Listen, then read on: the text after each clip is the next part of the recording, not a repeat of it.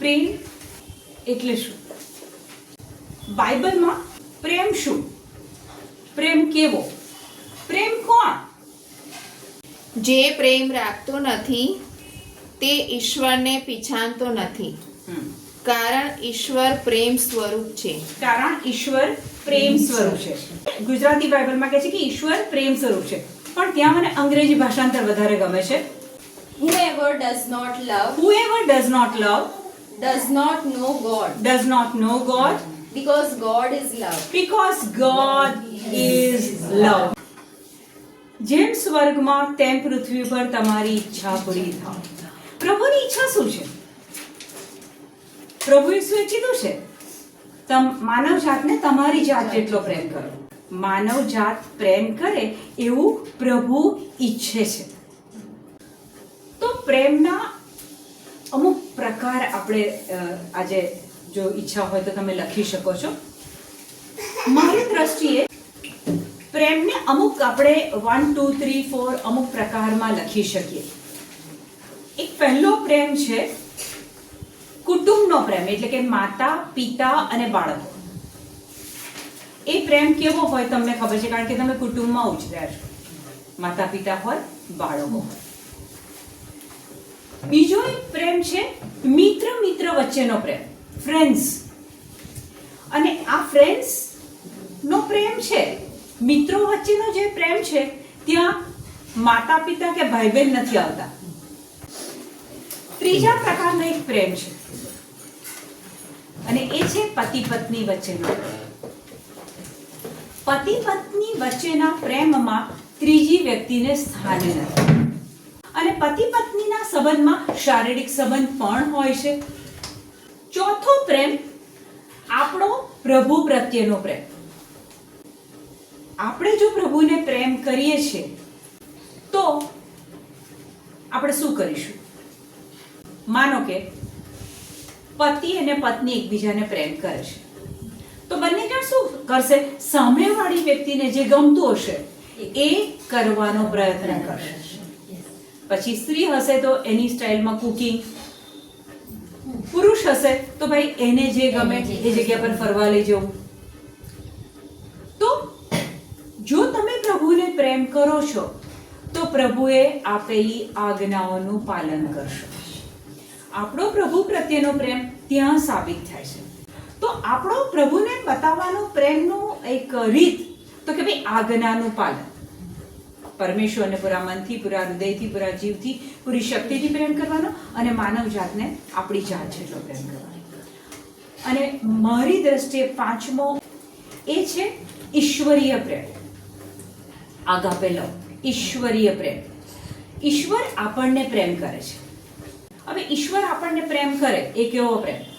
નિસ્વાર્થ, નર્યો, પ્રેમથી ભરેલો, કોઈ ગણતરી નહીં, કોઈ કડવાહટ નહીં, કોઈ વેર ઝેર નહીં. ઈશ્વરને જગત પર એટલો તો પ્રેમ હતો કે તેણે પોતાના એકના એક પુત્રને મોકલી આપ્યો.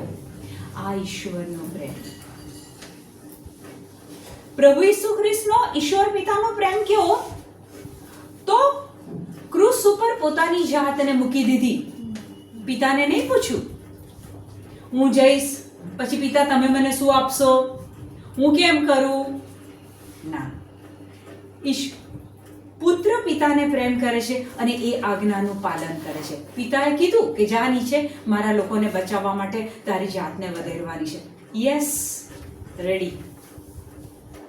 ઈશ્વરીય પ્રેમ એટલે આ પ્રેમ.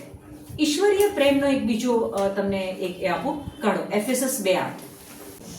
ઈશ્વરીય પ્રેમ આગાપે લવ એ કેવો? તો કે હવે સાંભળીએ.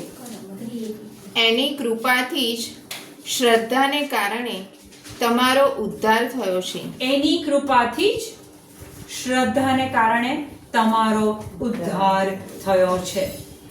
ઉદ્ધાર મેળવવા માટે અમુક જાતિના લોકો પુષ્કળ તપશ્ચર્યા, ઉપવાસ, પગપાળા પ્રવાસ, ખુલ્લા શરીરે ફરવું અને અનેક પ્રકારના તપ અને ધ્યાન અને બધું કરે છે. એ લોકો એવું માને છે કે આ બધું કરવાથી પ્રભુ આપણો ઉદ્ધાર કરશે, આપણને મુક્તિ આપશે. અહીંયા પ્રભુ તમારી પાસે મારી પાસે કશું નથી માંગતા કે તું 9 શુક્રવાર કરીશ, 5 શનિવાર કરીશ, ફલાણી જગ્યાએ આટલી વાર જઈશ તો જ તને હું મારી પાસે સ્વર્ગમાં અનંત જીવન. ના. ફરીથી વાંચો એ વાક્ય. એની કૃપાથી જ શ્રદ્ધાને કારણે તમારો ઉદ્ધાર થયો છે. થશે નથી કીધું. ઓલરેડી આપણો ઉદ્ધાર થઈ ગયો છે. પણ ઉદ્ધાર કેવી રીતના થયો છે? એની કૃપા આપણી પર આવી અને એમાં આપણી શ્રદ્ધા વધી, એના બલિદાનમાં આપણી શ્રદ્ધા વધી, આપણો ઉદ્ધાર થઈ રહ્યો છે. એમાં તમારું કર્તૃત્વ નથી. એમાં તમારું કર્મ નથી. મેં આટલા ઉપવાસ કર્યા, મેં આટલી નોવેના કરી, મેં આટલી રોસાળ બોલી, મેં આટલા દિવાળો માંગે, તમારું કર્તૃત્વ નથી. અને 9મું વચન બહુ જ સરસ આપણને શીખવાડી એ જાય છે. ઈશ્વરની બક્ષિસ છે. ઉદ્ધાર, મુક્તિ, સાલ્વેશન એ તો ઈશ્વરની બક્ષિસ છે. આ ઈશ્વરીય પ્રેમ, આ આગાપે લવ. તમે ખરેખર સાચે સાચું તમારી જાતનું આત્મનિરીક્ષણ કરો. કેટલા પાપથી ખરડાયેલા છીએ આપણે.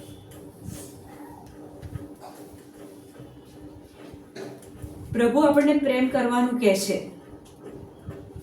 એ પ્રેમની વિરુદ્ધનું કેટલી વાર કરી ચૂક્યા છીએ. પણ તે છતાં ઈશ્વરીય પ્રેમ કોને કહેવાય?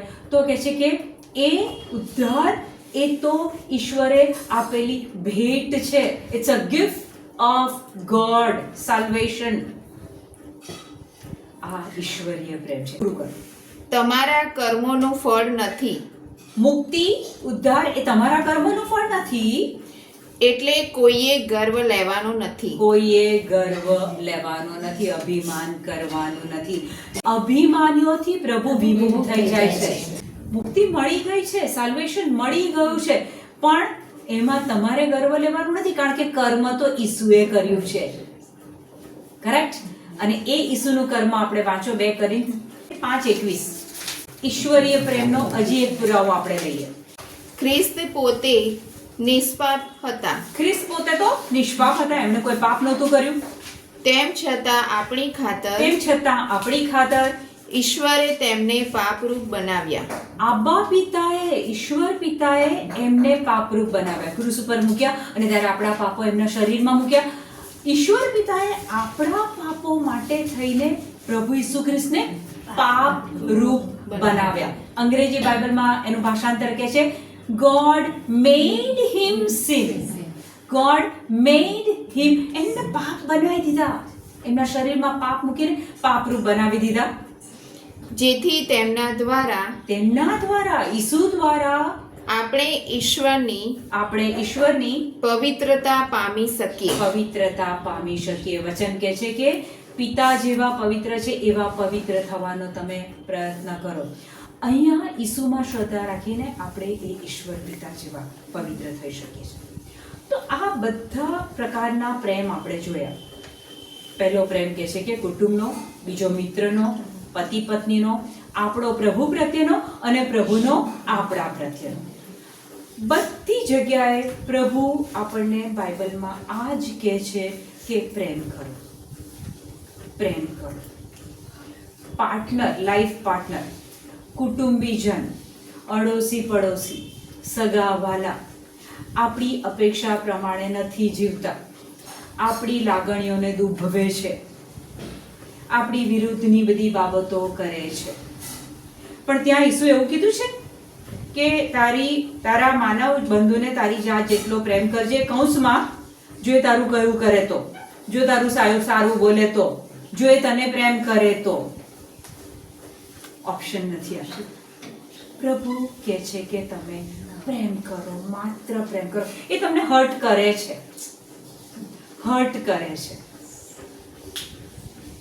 તમે નરી આંખે જોઈ શકો છો કે મારી વિરુદ્ધ આ વ્યક્તિ જીવન જીવી રહી છે, બોલી રહી છે, કર્મ કરી રહી છે. એ શું કહે છે? એને પ્રેમ કરો. Is it possible to do? No. Sarojben, આ શક્ય છે કે પ્રેમ કરો બસ? કૌંસમાં પ્રભુ ઈસુએ કોઈ ઓપ્શન નથી રાખ્યું કે પેલું આપણને વફાદાર હોય તો, પેલું આપણને ચાહતું હોય તો. ના, ઈસુ કહે છે પ્રેમ કર. Is it possible? Yes. Possible?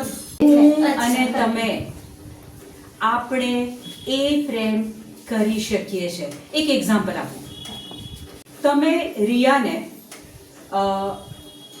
બહાર ભણવા મોકલી, તો તમે એવું કીધું કે હવે તારી જાતે ફી ભર, તારી જાતે ત્યાં 25 લાખ જમા કર, હું તને કંઈ નહીં આપું.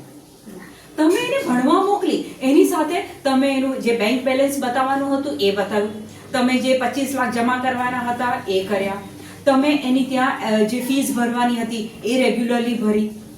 તમે એક દુનિયાવી મા બાપ તરીકે રિયાને જ્યારે બહાર મોકલો છો ત્યારે એને પૂરેપૂરું એનું પ્રોવિઝન આપીને મોકલો છો. તો જ્યારે ઈસુ તમને ને મને એમ કહે છે કે પ્રેમ કરો, તો પ્રભુએ આપણને પ્રેમનું પ્રોવિઝન આપેલું છે. એ હું તમને બતાવું બાઇબલમાંથી. રોમ 5:5 કાઢો.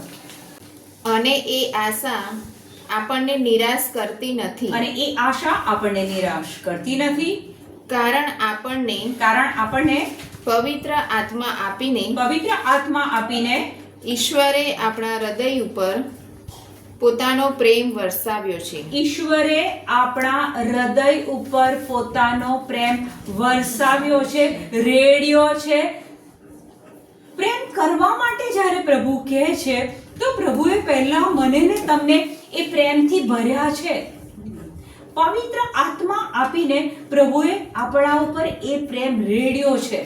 પ્રભુએ આદમ બનાવ્યો, સૌથી પહેલા આદમ બનાવ્યો. પ્રભુએ પોતાનો પ્રેમ આદમ ઉપર રેડી દીધો. પછી પ્રભુએ હેવાને બનાવી. અને ત્યારે પ્રભુનું પ્લાનિંગ શું હતું કે જે પ્રેમ મેં આદમને કર્યો છે એ જ પ્રેમ આદમ હેવાને કરે. એફેસસના પુસ્તકમાં કહે છે કે પતિઓ તમારી પત્નીને તમારી જાત જેટલો પ્રેમ કરજો.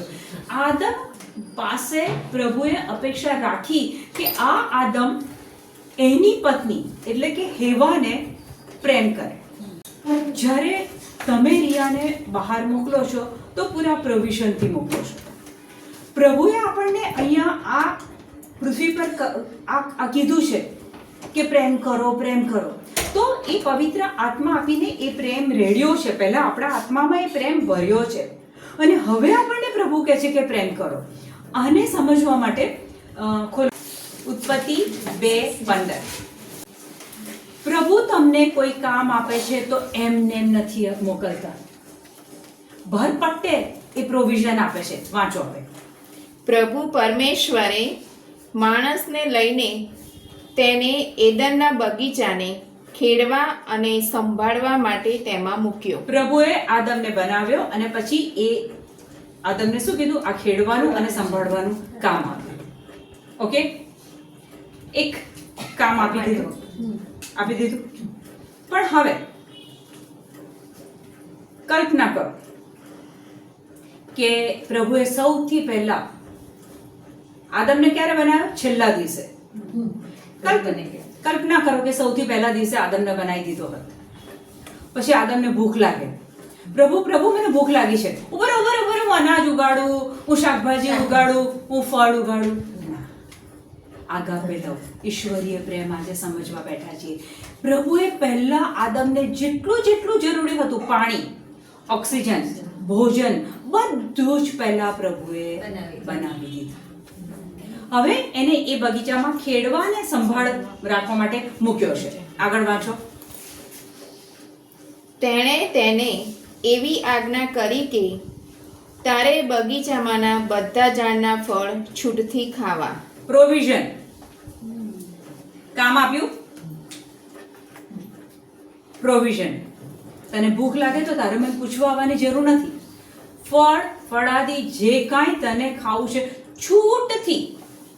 તમે રિયાને મોકલી, તમે એવું નતું કીધું કંજૂસીથી પૈસા વાપરજે. બેટા છૂટથી વાપરજે. અમારા પૈસા કોના માટે છે? કીધેલું ને, બરાબર ને? પ્રભુએ આપણને કામ આપ્યું છે પ્રેમ કરવાનું. આજે આ વિષય છે, તમે જો એને અંદર ઉતરવા દેજો તો આજે પ્રભુ તમારા જીવનમાં બહુ કામ કરવા માંગે છે. પ્રભુએ ખેડવા મોકલ્યો, એની સાથે ભરપટ્ટેને પ્રોવિઝન આપી દીધું. ખાવા પીવાની તારે ચિંતા નહીં કરવાની, મને પૂછવા નહીં આવવાનું, ફૂલ ખાવાનું મળશે. હવે આગળ વાંચો. પણ સારા સારના જ્ઞાનના વૃક્ષના ફળ તારે ખાવા નહીં. અહીંયા માનવજાત પકડી ગઈ. પહેલા કામ આપ્યું, પછી પ્રોવિઝન આપ્યું, હવે આજ્ઞા આપી, કમાન્ડમેન્ટ, એક નિયમ આપી દીધો કે તારે આ ફળ ખાવાનું નહીં. આપણને આપણા જીવનમાં હમણાં સુધી જો તમે યાદ કરો તો કેટલી બધી વસ્તુઓ, તમે બધા મોસ્ટલી નોકરી કરી ચૂક્યા છો, અમુક જણા કરે છે. તમે આ નોકરીઓ કેવી રીતના મેળવી? ઇઝીલી તમને પ્રભુએ આપી દીધી છે. એ નોકરીઓ થકી તમારા જીવનમાં સુખ, સગવડ, ગાડી, ફર્નિચર, ઘર, બંગલા બન્યા. ફૂલ પ્રોવિઝન આપ્યું પ્રભુએ. પણ પ્રભુએ એક નિયમ આપ્યો છે, આજ્ઞા આપી છે, પ્રેમ કરવાનો. પ્રેમ. તું કોની સાથે રહે છે?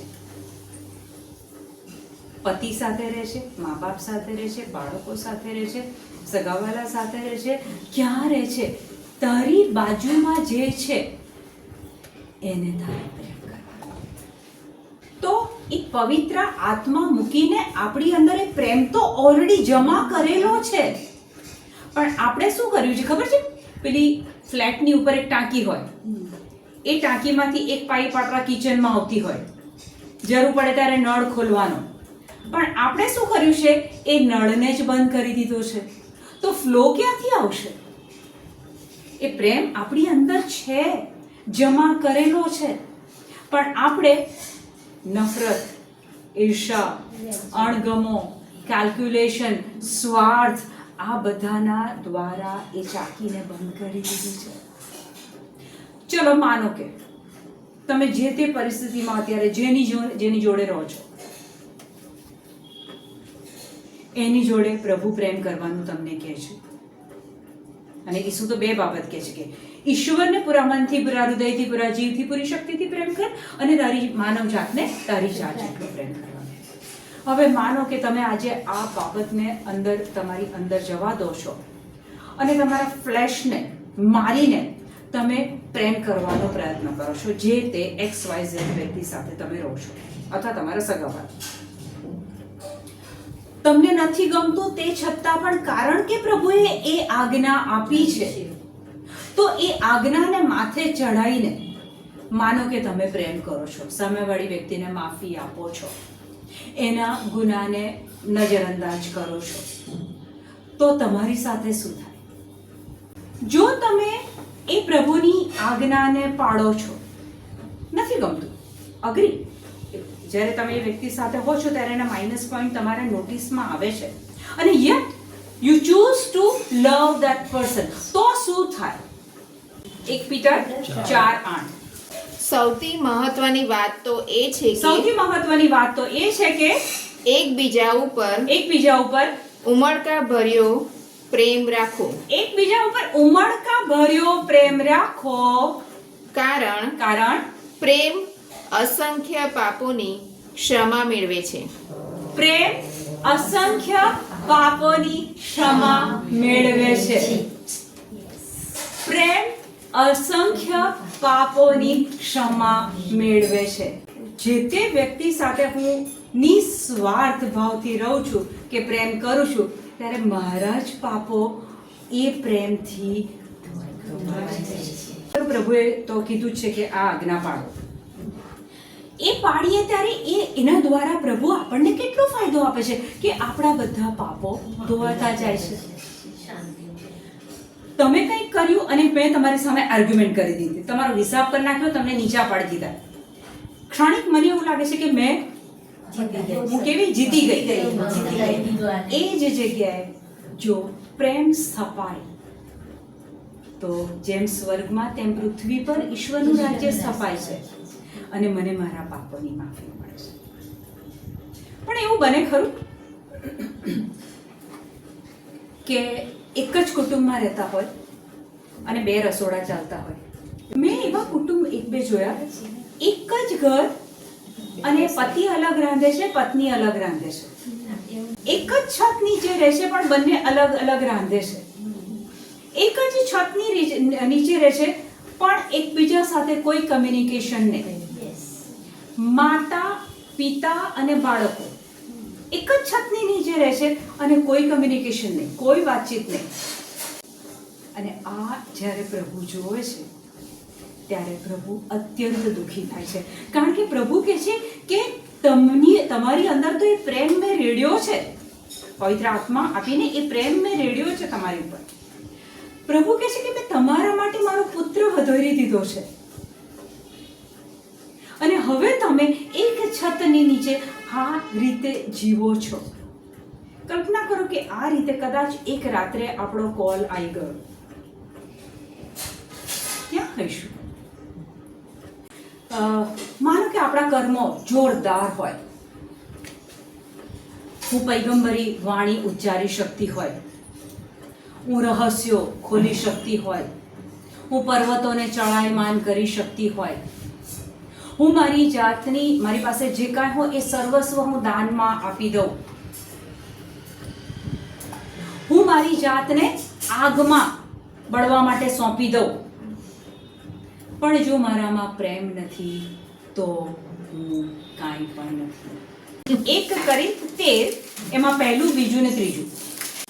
હું માનવોની કે દેવદૂતોની બધી ભાષાઓમાં બોલતો હોઉં, હું માનવ કે દેવદૂતોની બધી ભાષામાં બોલતો હોઉં, પણ મારામાં જો પ્રેમ ન હોય તો હું ગાજતી થાળી કે વાગતી જાંજ જેવો બની જાઉં.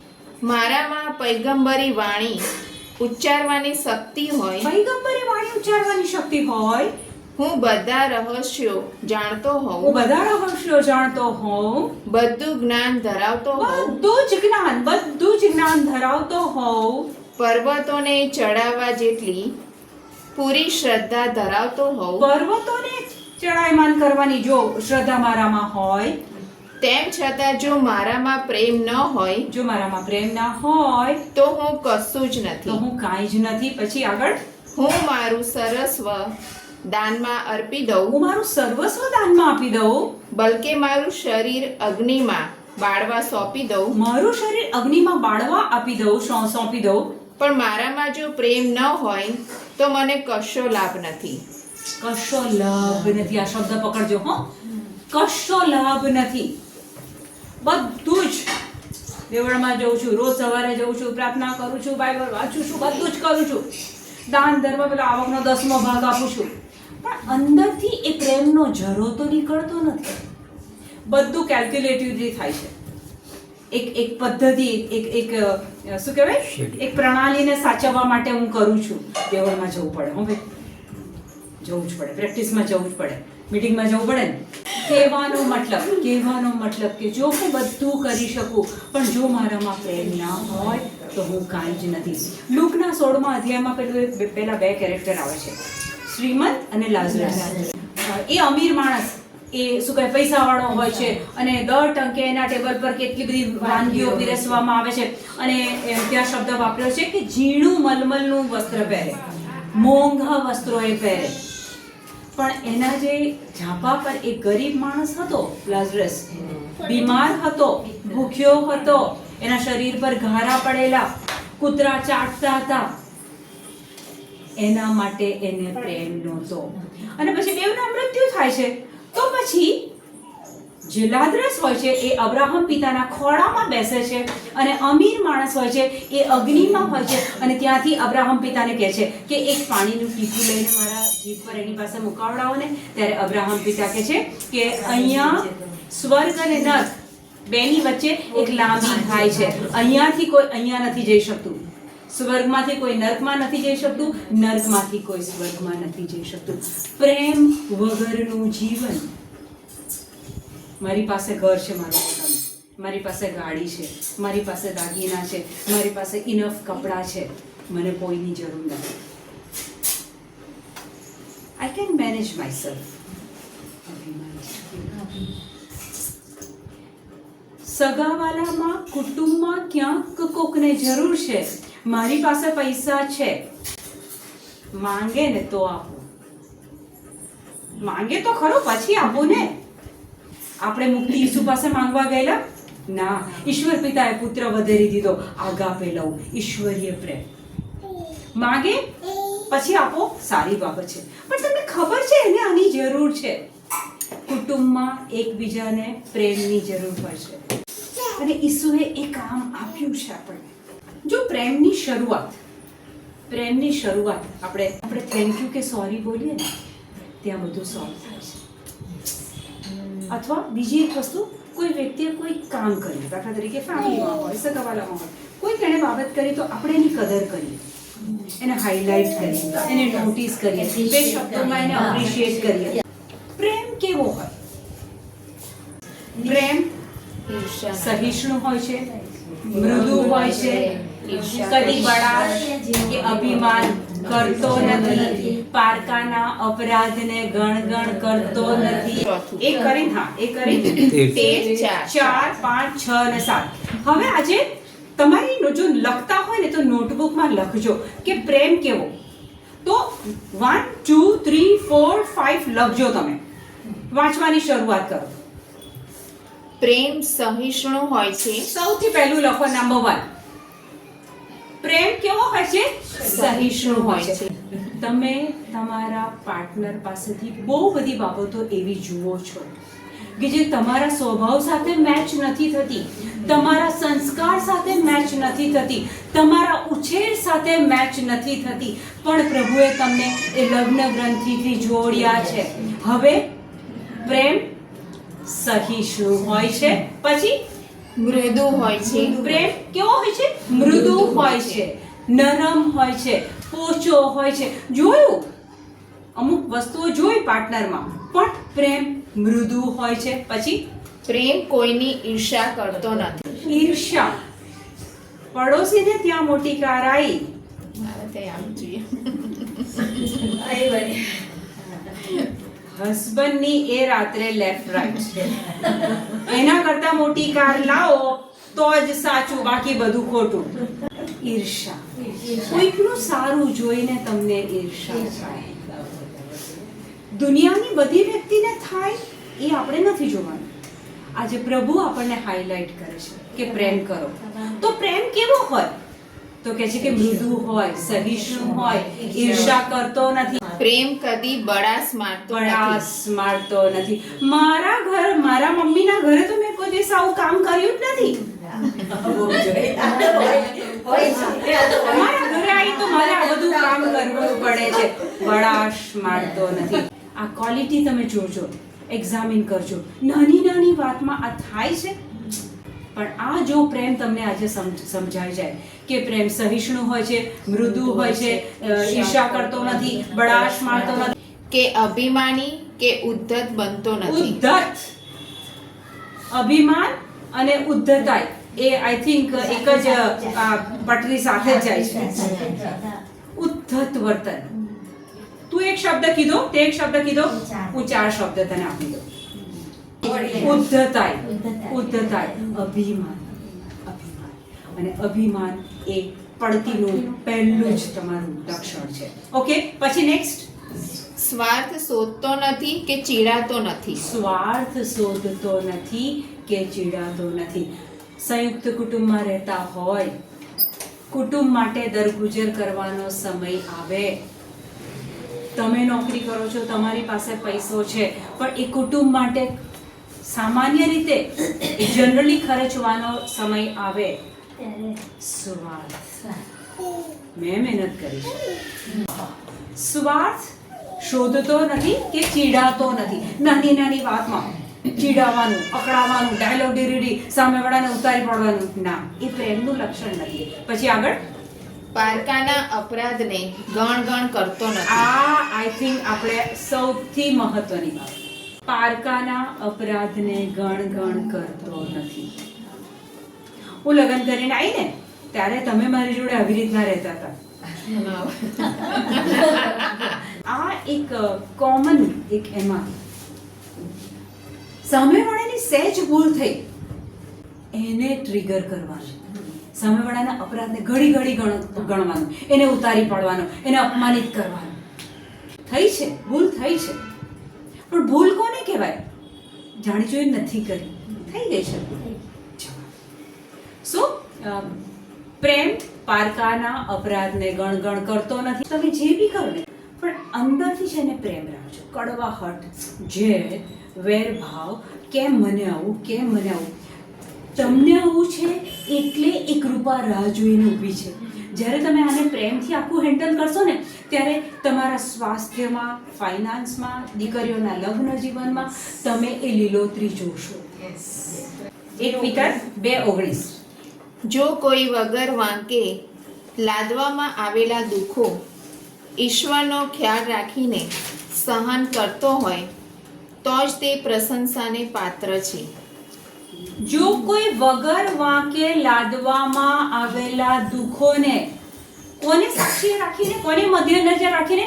પ્રભુને મધ્ય નજર રાખીને જો તમે સહન કરો તો કે છે કે પ્રશંસાને પાત્ર બનશે. સ્વર્ગમાં આપણું એક અકાઉન્ટ ચાલે છે.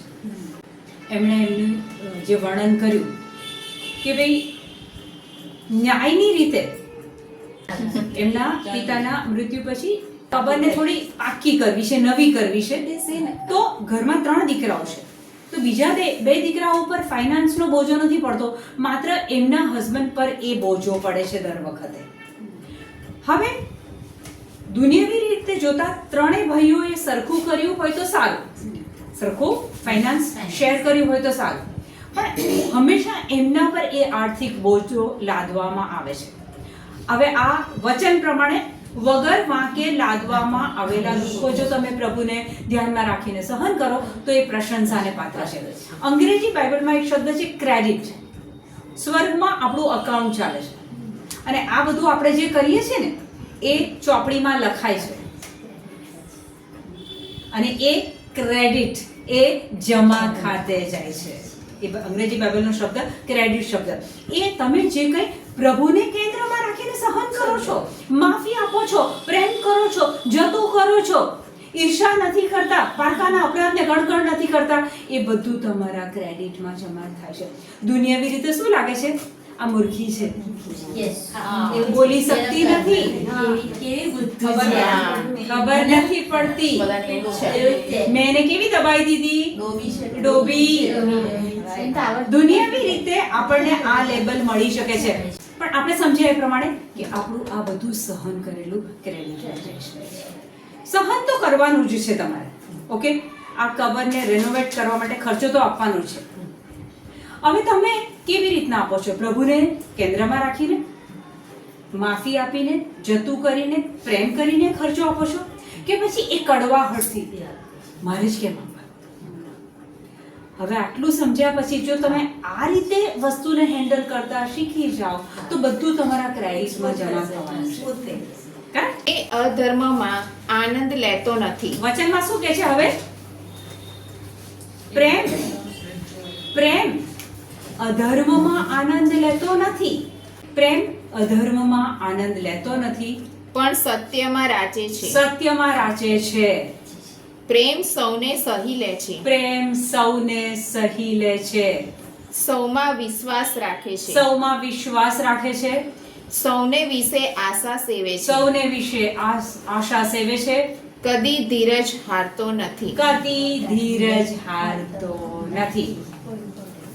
પ્રેમના આટલા આપણે જો પોઈન્ટ જો ગણો તો આટલી બાબતો આપણે, જ્યાં પ્રેમ હોય ત્યાં ચડસાચડસી ના હોય, અધર્મ ના હોય, અસત્ય ના હોય, પારકાના અપરાધ ગણવામાં ના આવતા હોય, આ બધું જ જ્યાં પ્રેમ હોય ત્યાં આ બધી બાબતો ના હોય. સમજ્યા અહીંયા સુધી? ઓકે, તો હવે પ્રેમ માટે એક વચન આપણે લઈએ કે પ્રેમમાં શું કરવાનું. 1 Corinthians 16:14. જે કંઈ કરો તે પ્રેમપૂર્વક કરો. બસ આટલું જ સમજી લો. જે કાંઈ કરો તે પ્રેમપૂર્વક કરો. તમે નોકરી કરો છો, લગ્ન જીવન જીવો છો, ઇન્ડિવિજ્યુઅલ એકલા જીવો છો, બિઝનેસ કરો છો, ભારતમાં છો, પરદેશમાં છો, જે કાંઈ કરો તે પ્રેમપૂર્વક કરો. એટલે શું? રસોઈ કરવાની છે? અરે યાર, આ 4 જણ આજે વધારાના આવી ગયા અને મારે 16 રોટલી વધારે કરવી પડશે. અકળામણ આવી? પ્રેમ નથી. એ 16 રોટલી પ્રેમથી બનાવો. જે કાંઈ કરો તે પ્રેમથી કરો. એકબીજાની સાથે ફોન ઉપર વાત કરો છો બે મિત્ર તરીકે કે રિલેટિવ તરીકે. એ વાતમાં એજન્ડા શું છે? પેલીએ દેવળમાં આવું કર્યું, મારી સાસુએ આવું કર્યું. જે કાંઈ કરો તે પ્રેમથી કરો. કામવાળી સાથે આપણે ડીલિંગ કરીએ છીએ. આપણો ભાવ કેવો હોય છે? આપણે ઊંચા અને એ નીચી ના. એની સાથેનો વ્યવહાર પ્રેમપૂર્વક રાખો. XYZ સાથેનો વ્યવહાર. અને ત્યારે ઈસુ કહે છે કે તો જગત જાણશે કે તમે મારા શિષ્ય છો. હવે ઈસુએ તો કહી દીધું કે પ્રેમ કરો, બરાબર? ઈશ્વરને પ્રેમ કરો, માણસને પ્રેમ કરો. અને એના માટેનો પુરવઠો પણ આપી દીધો. પવિત્ર આત્મા આપીને પ્રભુએ આપણા પર એ પ્રેમ રેડી દીધો છે. હવે આપણને એ કામ આપ્યું છે, આપણને એ આજ્ઞા આપી છે કે બધાને પ્રેમ કરો. મેં કીધું એ પ્રમાણે કૌંસમાં લખ્યું નથી કે દારૂ ના પીતો હોય તો પ્રેમ કરજે તારા પતિને, સિગરેટ ના પીતો હોય તો પ્રેમ કરજે તારા પતિને. એવું કૌંસમાં પ્રભુએ લખ્યું નથી. પ્રભુએ કીધું છે પ્રેમ કરવાનો. લગ્ન ગ્રંથિથી બંધાયા છો, પ્રેમ કરવાનો. એક કુટુંબમાં છો, પ્રેમ કરવાનો. હવે આ સ્થિતિમાં કોઈ તમને એમ કે તમે ખૂની છો તો તમે માનશો? ખૂની કોણ કહેવાય? અશ્રુબેન કહે છે કે હત્યા કરીએ, ખૂન કાઢીએ, મારી નાખીએ તો એ ખૂન કહેવાય. કે કોઈ તમને એમ કે તમે ખૂની છો તો તમે છો કે નહીં એ આપણે, મેં આગળ બી કીધું છે, હું મારી વાતો નહીં કરું, હું બાઇબલથી વાત કરીશ, વચનથી વાત કરીશ. તો ખોલો 1 યોહાન 3:15. કોઈ પોતાના ભાઈ ઉપર દ્વેષ રાખે છે, જે કોઈ પોતાના ભાઈ પર દ્વેષ રાખે છે તે ખૂની છે. તે ખૂની છે. હું નથી કહેતી, I am not saying, Bible says જે કોઈ પોતાના ભાઈ પર દ્વેષ રાખે છે, નફરત કરે છે. જે કોઈ પોતાના ભાઈ પર દ્વેષ રાખે છે, નફરત કરે છે, એ ખૂની છે. હું નથી કહેતી, બાઇબલ કહે છે. તમારા ભાઈ પર, બહેન પર, મમ્મી પર, પપ્પા પર, પતિ પર, પત્ની પર ગુસ્સો કર્યો છે, નફરત રાખી છે. જે કોઈ પોતાના ભાઈ ઉપર દ્વેષ રાખે છે, જે કોઈ પોતાના ભાઈ પર દ્વેષ એટલે કે તિરસ્કાર રાખે છે, તે ખૂની છે. તે ખૂની છે. અને તમે જાણો છો અને કે તમે જાણો છો કે કોઈ ખૂનીમાં શાશ્વત જીવન હોતું નથી. શાશ્વત જીવન હોતું નથી. પ્રભુના બલિદાનથી આપણને શાશ્વત જીવન મળી ગયું છે. એ આપણો હક બની ગયો છે. પણ એક જ બાબત અહીંયા પ્રભુ મૂકી દે છે વચનમાં કે જો તને તારા ભાઈ પ્રત્યે, મા પ્રત્યે, બહેન પ્રત્યે, પપ્પા પ્રત્યે, પતિ પ્રત્યે, પત્ની પ્રત્યે જો દ્વેષ છે, નફરત છે, ગુસ્સો છે, તો એ શાશ્વત જીવન આપણું નથી. ઇમેજિન, બાઇબલ વાંચો અને જ્યારે પવિત્ર આત્મા આપણને સમજાવે, આપણે દિવસમાં કેટલી વખત ગુસ્સો કરીએ છીએ, આ જીભ પરનો કાબુ કેટલી વાર જતો રહે છે, અને એટલી વાર આપણે બાઇબલ અનુસાર ખૂની સાબિત થઈ જઈએ છીએ. અને હવે 15મું પહેલા મેં વંચાયું છે, હવે 14મું વાંચો. જનરલી પહેલા 14મું હોય પછી 15 હોય. હવે 1 યોહાન 3:14 વાંચો. આપણને ખાતરી છે કે આપણે મૃત્યુમાંથી જીવનમાં પહોંચી ગયા છીએ. આપણે ખાતરી છે કે આપણે મૃત્યુમાંથી જીવનમાં પહોંચી ગયા છીએ. કારણ આપણે આપણા માનવ બંધુઓ ઉપર પ્રેમ રાખીએ છીએ. ખરેખર રાખીએ છીએ? જે પ્રેમ રાખતો નથી તે મૃત્યુમાં જ રહે છે. આ 14મું વચન. અને પછી 15મા વચનમાં પેલું કહે છે કે જે પોતાના ભાઈ પર દ્વેષ રાખે છે તે ખૂની છે. ગુસ્સો, નફરત કેટલી ભયાનક છે એ બાઇબલમાં લખાણમાં પ્રભુ આપણને બતાવે છે. અને હજી એક છેલ્લું વચન લઈ લે, માથી 5:22.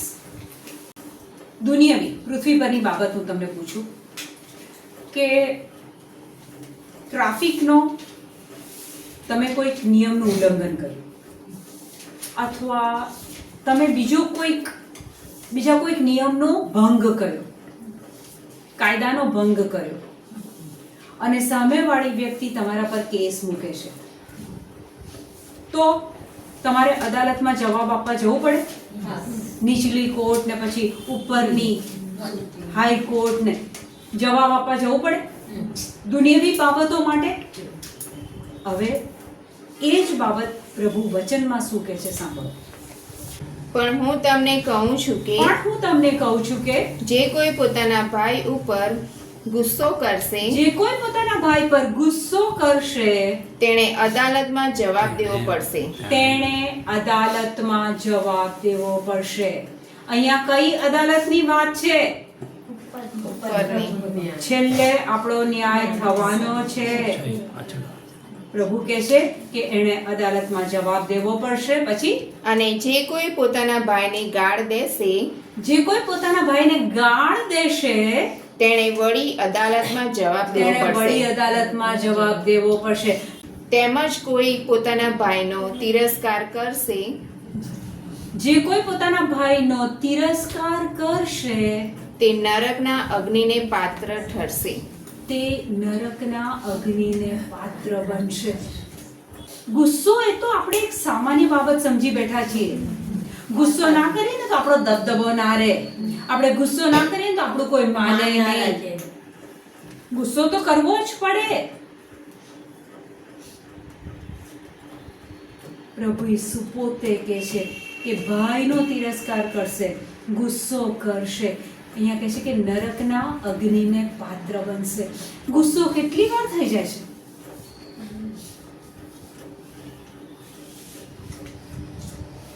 ભૂતકાળમાં કેટલી વાર કર્યો છે? આજે પ્રભુ દર્શન 3:20 કહે છે તમારા દરવાજે ઊભો રહીને હું ખટખટાવું છું, જે દરવાજો ખોલશે એના ઘરમાં હું જઈશ. આજે પ્રભુ તમારો દરવાજો ખટખટાવે છે. ગુસ્સો, નફરત, દ્વેષ, તિરસ્કાર છોડી દો, હજી સમય છે. ભૂતકાળની ભૂલો અજાણતામાં થઈ છે. હવે જેમ જેમ આપણે આ બધી બાબતો સમજતા જઈએ છીએ અને હજુ જો આપણે નથી કરતા તો આપણે પ્રભુની નજરમાં ગુનેગાર છીએ. અને છેલ્લે પ્રભુ આપણને કહેશે, જેમ પેલો કહે છે કે પાણીનું ટીપું આપો ત્યારે અબ્રાહમ પિતા કહે છે કે નીચે પૈગંબરો છે, તારા ભાઈઓ સાંભળતા નથી, એમ પ્રભુ આપણને યાદ કરાવશે કે તમને અનેક વ્યક્તિઓ દ્વારા આ મળ્યું હતું, તમે તમારા જીવનને બદલી.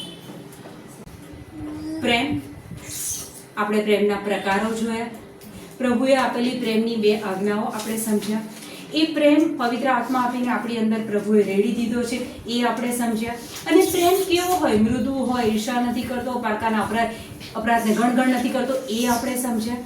અને તે છતાંય જો આપણે પ્રેમ નથી કરતા, ગુસ્સો કરીએ છીએ, દ્વેષ કરીએ છીએ, તો આપણે કોણ છીએ? અને ભડભડતી આગમાં જવાને લાયક બનીએ છીએ. વચન અનુસાર આપણે સમજ્યા છે. પ્રભુ આજે તમારી પાસે કૃપા માંગીએ છીએ કે આ તમે જે પ્રેમ કહો છો એ અમે પહેલા તો સમજીએ અને પ્રભુ અમારા જીવનમાં એ ઉતારીએ.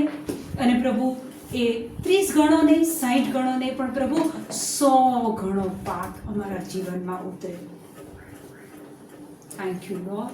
આમેન.